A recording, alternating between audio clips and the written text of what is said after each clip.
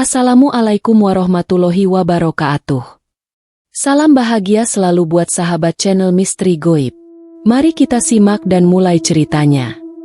Hari itu, angin musim gugur bertiup kencang, membuat dedaunan di jalanan kota berserakan. Sekelompok teman yang terdiri dari 4 orang, Randi, Ayu, Farhan, dan Bella, memutuskan untuk menghabiskan akhir pekan mereka di sebuah rumah tua milik keluarga Ayu yang terletak jauh di luar kota. Rumah itu sudah lama tidak ditempati, dan Ayu meyakinkan mereka bahwa tempat itu cukup nyaman untuk beristirahat sejenak. Ketika mereka tiba, suasana rumah itu terasa sunyi dan dingin. Tembok yang telah memudar warnanya, jendela yang sedikit retak, dan daun pintu yang berderit saat dibuka, membuat setiap sudut rumah tampak menyimpan banyak cerita. Meskipun ada rasa tidak nyaman, mereka mencoba untuk mengabaikannya dan mulai menata barang-barang mereka di dalam rumah. Sebaiknya kita segera mulai malam ini. Kita bisa bermain permainan atau menonton film, kata Ayu sambil tersenyum. Malam mulai turun, dan langit menjadi gelap. Mereka duduk di ruang tamu yang luas, dengan api unggun yang masih menyala di perapian. Tak lama setelah itu, Farhan, yang dikenal sebagai pemimpin kelompok, mengusulkan untuk memainkan permainan papan yang ditemukan di lemari kayu tua di sudut ruangan. Saya rasa ini permainan dari zaman dulu. Sepertinya seru untuk dimainkan, kata Farhan, membuka kotak permainan tersebut. Ayu tampak sedikit ragu, namun ia tidak ingin mengacaukan suasana. Mereka mulai menata papan permainan dan mempersiapkan koin-koin kecil untuk permainan itu. Saat permainan dimulai, suasana menjadi semakin kaku. Ada sesuatu yang terasa ganjil, namun tidak ada yang benar-benar mengungkapkan rasa takut mereka. Tiba-tiba, suara keras terdengar dari lantai atas, seakan ada seseorang yang menjatuhkan benda berat. Keempat teman itu terdiam. Randi, yang lebih berani di antara mereka, berdiri dan beranjak menuju tangga. Mungkin hanya suara angin, katanya, mencoba memberi alasan. Namun, langkah kaki yang berat itu terdengar lagi, kali ini lebih dekat. Kalian dengar itu? Ayu berbisik, wajahnya pucat. Siapa yang ada di atas? Seru Farhan dengan nada serius. Namun tidak ada jawaban. Mereka saling bertukar pandang, dan perasaan aneh mulai menguasai mereka. Dengan hati-hati, mereka memutuskan untuk memeriksa lantai atas. Dengan perlahan, mereka menaiki tangga yang berderit, dan langkah kaki mereka terdengar menggema di lorong sempit itu. Suasana semakin mencekam.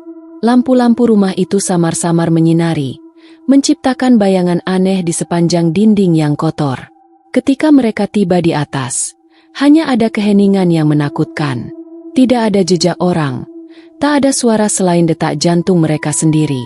Sepertinya tidak ada apa-apa di sini, kata Randi, mencoba untuk meyakinkan yang lain, meskipun ia merasa tidak yakin.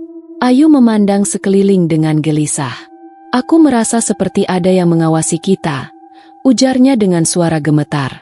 Mereka memasuki salah satu kamar yang terlihat tidak pernah dibuka selama bertahun-tahun. Debu menutupi furnitur yang sudah lapuk, dan jendela yang retak mengizinkan angin malam masuk, membuat suasana semakin dingin. Farhan mendekati lemari besar yang terletak di sudut ruangan dan membuka pintunya. Namun, tidak ada yang istimewa di dalamnya, hanya beberapa pakaian tua yang sudah usang. Ayu melangkah menuju jendela yang menghadap ke halaman belakang.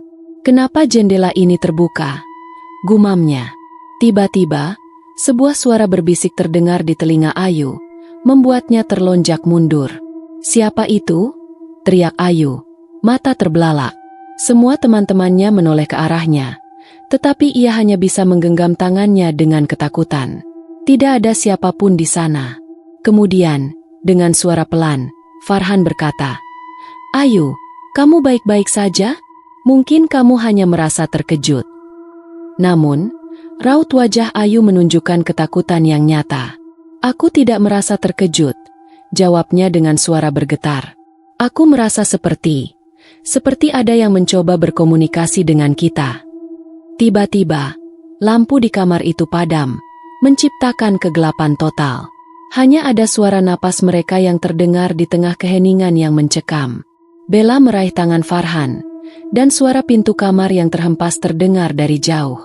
"Ada sesuatu di luar sana," seru Bella dengan panik. Tanpa berpikir panjang, mereka bergegas keluar dari kamar itu, turun kembali ke ruang tamu. Namun, pintu depan rumah terkunci rapat. Tidak ada jalan keluar.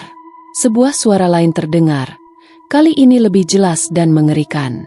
"Aku akan datang untuk kalian." Suara itu berbisik pelan, membuat bulu kuduk mereka merinding. Di luar rumah, malam semakin gelap, namun rumah itu seakan semakin terang, meskipun tidak ada lampu yang menyala. Ada sesuatu yang tidak wajar di tempat itu, sebuah kehadiran yang tidak bisa dijelaskan, yang perlahan semakin mendekat. Keempat teman itu terdiam, terperangkap dalam ketakutan yang mencekam. Mereka berdiri di tengah ruang tamu, saling berpandangan tanpa kata, seolah ingin berbicara namun tak mampu. Suara bisikan yang terdengar tadi masih terngiang jelas di telinga mereka. "Aku akan datang untuk kalian." Kalimat itu berputar-putar di kepala mereka, seakan sebuah peringatan atau ancaman yang semakin nyata. "Apa yang baru saja kita dengar?" tanya Ayu, suaranya serak. Itu bukan suara manusia." Farhan menggigit bibir bawahnya, berusaha mengendalikan dirinya. "Kita harus keluar dari sini sesegera mungkin." Dia mencoba membuka pintu depan yang terkunci, namun tak ada hasil. Pintu itu terasa terkunci rapat, lebih rapat dari sebelumnya. "Aku sudah mencoba tadi. Tidak ada cara untuk membuka pintu ini," jawab Bella, suaranya tremor. Randi mulai berpikir keras, mencoba mencari alasan rasional. Mungkin ini semua hanya kebetulan. Pintu ini mungkin rusak, dan suara itu mungkin hanya suara angin atau kebetulan lain. Namun, meskipun dia mencoba meyakinkan diri, ada sesuatu di dalam dirinya yang merasakan bahwa ini bukan kebetulan. Rumah ini, suasananya, dan kini suara-suara aneh itu, semuanya terasa terlalu sempurna dalam ketakutannya. Mereka berbalik dan berjalan menuju ruang makan, mencoba untuk menemukan jalan keluar lain. Di sana, meja besar yang sudah usang tampak seperti benda yang telah lama tidak digunakan. Namun, di tengah meja itu, sebuah benda menarik perhatian mereka. Sebuah buku tebal, dengan sampul kulit hitam, terbuka di atas meja. Tanpa ada yang menyentuhnya, buku itu seperti menunggu mereka untuk melihatnya. "Siapa yang menaruh buku ini di sini?" tanya Ayu, mendekat. Randi mengambil buku itu dengan ragu, dan saat ia membuka halaman pertama, sebuah gambar mengerikan muncul, sebuah lukisan wajah yang setengah terhapus, dengan mata yang seakan menatap langsung ke arah mereka. "Apa ini?" Farhan berkata pelan, wajahnya berubah pucat. Ini seperti lukisan dari seseorang yang sudah lama meninggal." Ayu mulai merasa pusing, otaknya berputar. "Buku ini bukan hanya sembarang buku, kan? Ada sesuatu yang aneh di sini." Randi, yang masih memegang buku itu, mulai membaca tulisan yang tertera di halaman pertama. Kata-kata itu tertulis dengan tinta merah, mencolok di antara halaman yang menguning. "Aku akan datang untuk kalian. Kalian tidak bisa lari." Randi berhenti membaca dan menatap teman-temannya dengan cemas. Jangan teruskan," kata Bella, gemetar. "Kita harus keluar dari sini."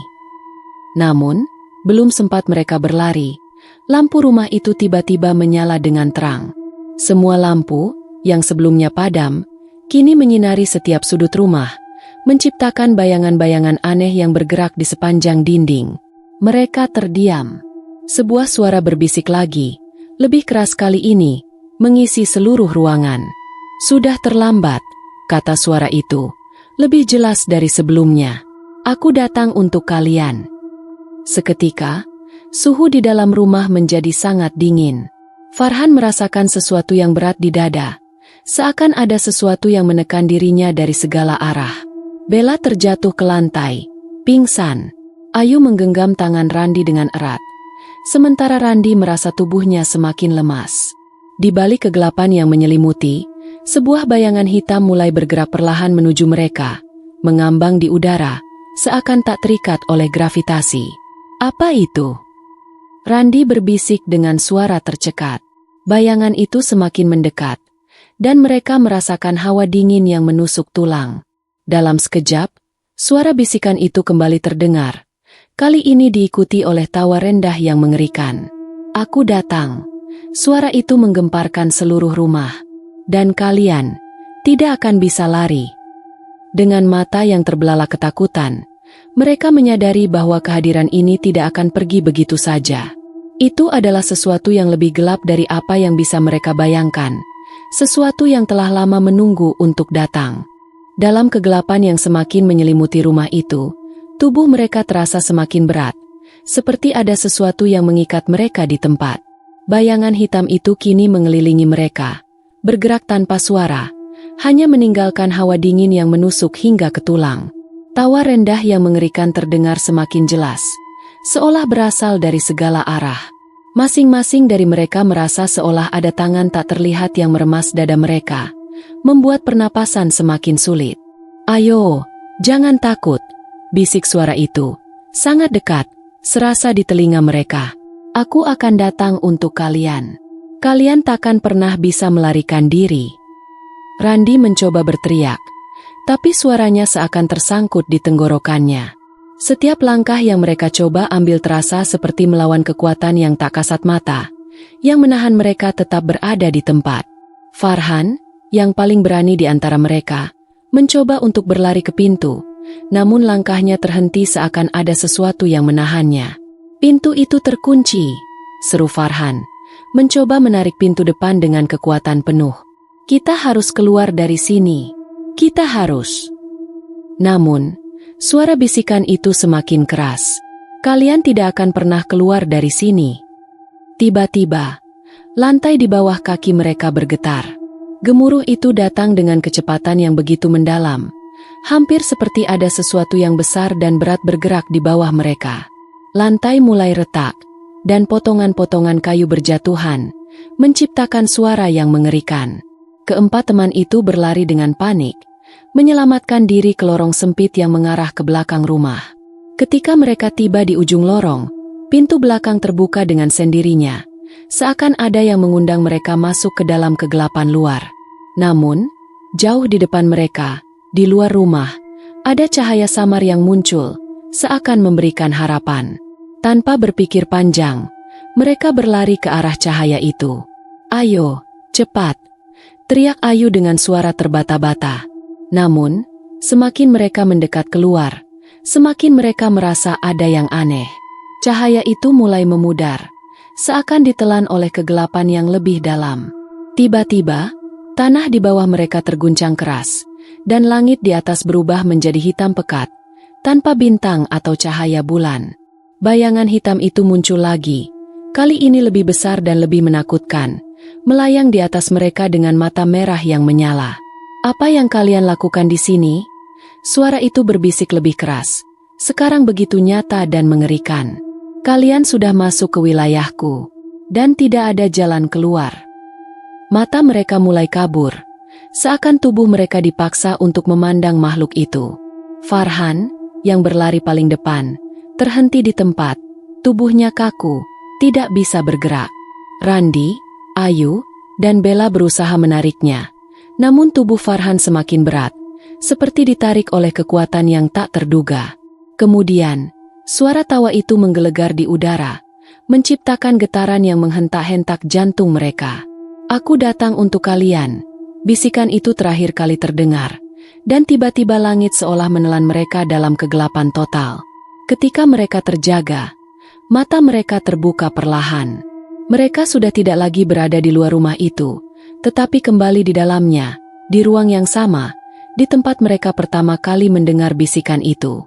Keempat teman itu tergeletak di lantai, kebingungan, seakan baru saja terbangun dari mimpi buruk yang tak berkesudahan.